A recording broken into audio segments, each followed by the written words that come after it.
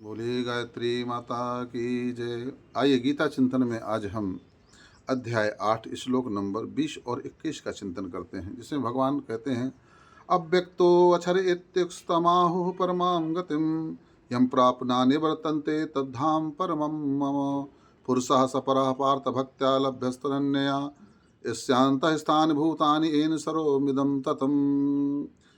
हे अर्जुन, जो अव्यक्त अक्षर इस नाम से कहा गया है, उस अक्षर नामक अव्यक्त भाव को परम गति कहते हैं, तथा जिन सनातन अव्यक्त भाव को प्राप्त होकर मनुष्य वापस नहीं आते, वह मेरा परम धाम है। भगवान का कथन है कि जो अक्षर नाम से कहा गया है, परमात्मा भगवान का धाम और भगवान जो है ये शाश्वत हैं, ये कभी नष्ट नहीं होते हैं।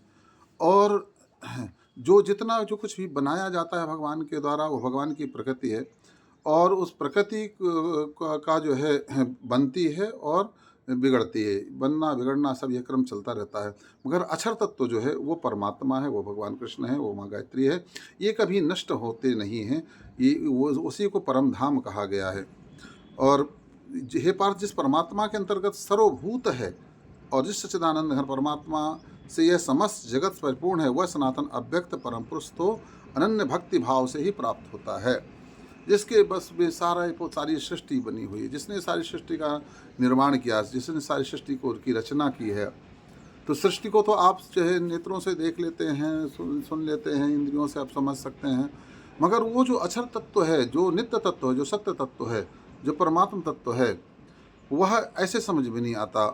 और वह तो केवल श्रद्धा, विश्वास और भक्ति से ही उस तक जो है पहुंचा जा सकता है और उसको पाया जा सकता है। इसी को अक्षर तत्व भगवान कहते हैं। बोलिए गायत्री माता की जय।